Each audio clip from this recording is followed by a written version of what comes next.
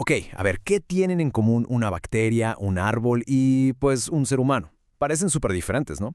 Bueno, hoy vamos a meternos de lleno a eso, a entender los fundamentos que nos dicen qué está vivo y qué, pues, no lo está.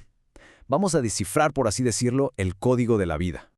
Es que para poder entender toda la complejidad de la vida, ¿no? Desde algo tan chiquito como una bacteria hasta, no sé, una ballena azul, primero tenemos que irnos a los cimientos, a lo más básico. O sea, ¿cuáles son las reglas del juego que separan lo que está vivo de lo que no?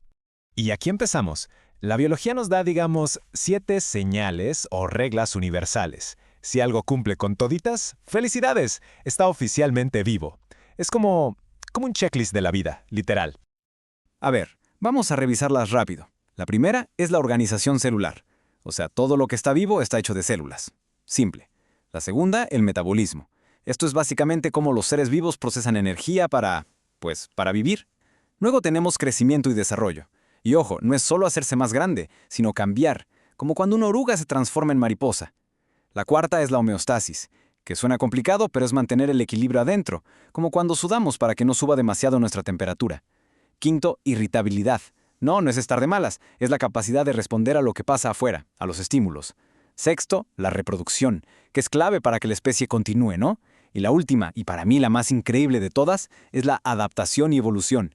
Es esa capacidad de cambiar con el tiempo, a lo largo de las generaciones, para poder sobrevivir mejor. Y justo esa última característica, la adaptación, es la que nos abre la puerta a una de las ideas, yo diría que más importantes y revolucionarias de toda la historia de la ciencia. Y esa idea vino de un solo hombre, Charles Darwin. Su teoría básicamente es la que explica todita la diversidad de vida que vemos a nuestro alrededor. Pues todo comenzó con un viaje que de verdad cambió la historia. Imagínense, entre 1831 y 1836, un joven Darwin se subió a un barco, el Vigo, y le dio la vuelta al mundo. El momento clave, fue cuando llegó a las Islas Galápagos. Ahí se dio cuenta de algo súper interesante. Los pajaritos, los guinzones, tenían picos de formas distintas dependiendo de la isla en la que vivían, cada uno perfecto para la comida que había ahí. Y lo mismo con las tortugas gigantes y sus caparazones. Estas observaciones fueron las que prendieron la mecha de una idea que, iba a cambiarlo todo. Y la conclusión a la que llegó, aunque suene simple, fue un verdadero terremoto para su época. Es que desafiaba todo lo que se pensaba en ese entonces. Su idea fue esta: las especies no son estáticas, no son fijas, al contrario, cambian, evolucionan a lo largo de mucho tiempo. Entonces, en 1859 saca su libro más famoso, El origen de las especies. Y aquí la idea clave es la selección natural. Piénsenlo así. En cualquier grupo de animales o plantas siempre hay pequeñas diferencias entre ellos. Bueno, pues los que por casualidad tienen características que les ayudan a sobrevivir mejor en su ambiente son los que logran tener más crías. Y con el tiempo, con el paso de muchísimas generaciones, esas características ganadoras se vuelven las más comunes.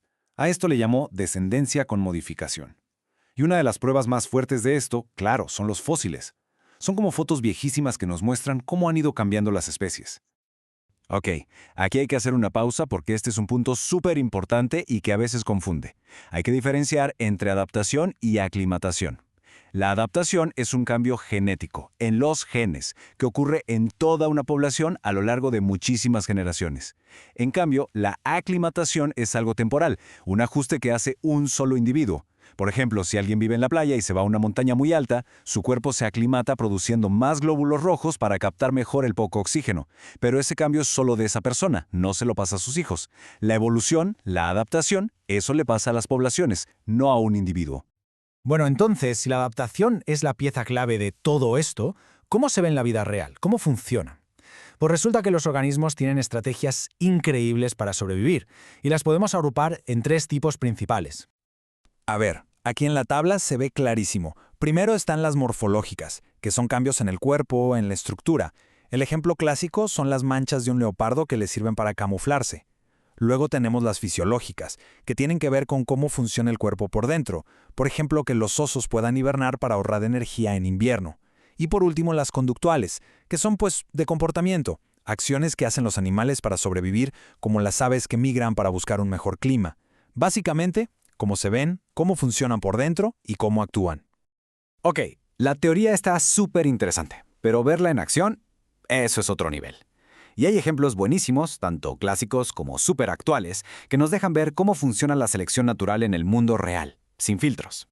Y quizá uno de los ejemplos más famosos y claros de todos es el caso de las polillas de Inglaterra. Esta historia es de verdad como ver la evolución pasar frente a nuestros ojos. Miren, la cosa de base. Antes de la Revolución Industrial, por ahí de antes de 1850, la gran mayoría de estas polillas eran de color clarito. Y esto era una ventaja buenísima, porque se podían esconder súper bien en los árboles que estaban cubiertos de líquenes blancos. Pasaban desapercibidas para los pájaros que se las querían comer. Las polillas oscuras, por otro lado, eran muy raras, porque como se veían mucho, pues se las comían primero. Pero entonces llegó la Revolución Industrial, y con ella la contaminación. Todo ese humo y hollín de las fábricas mató a los líquenes y dejó los troncos de los árboles negros, oscuros. De un día para otro, las reglas del juego cambiaron por completo. Ahora las polillas claritas eran las que se veían a kilómetros, mientras que las oscuras tenían el camuflaje perfecto. El resultado, en solo unas décadas, la población cambió drásticamente. Pasó de ser casi toda clara a ser casi toda oscura. El ambiente, literalmente, eligió a la que estaba mejor adaptada para las nuevas condiciones. Y que nadie piense que esto es cosa del pasado, ¿eh? Pensemos en algo súper actual y bastante serio: la resistencia a los antibióticos. Funciona exactamente igual. Cuando alguien toma un antibiótico, este mata a casi todas las bacterias. Pero, si por pura suerte una de ellas tiene una pequeña mutación que la hace resistente, esa sobrevive, y como es la única que queda, se reproduce como loca.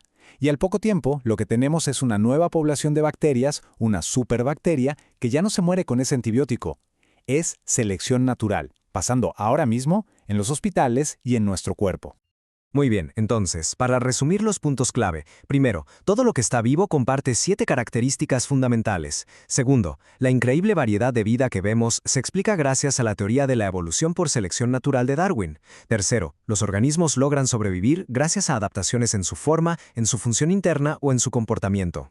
Y lo más importante de todo, la evolución no es un cuento viejo de libros de texto. Es un proceso que sigue y sigue, ahora mismo. Y todo esto nos deja con una pregunta para reflexionar.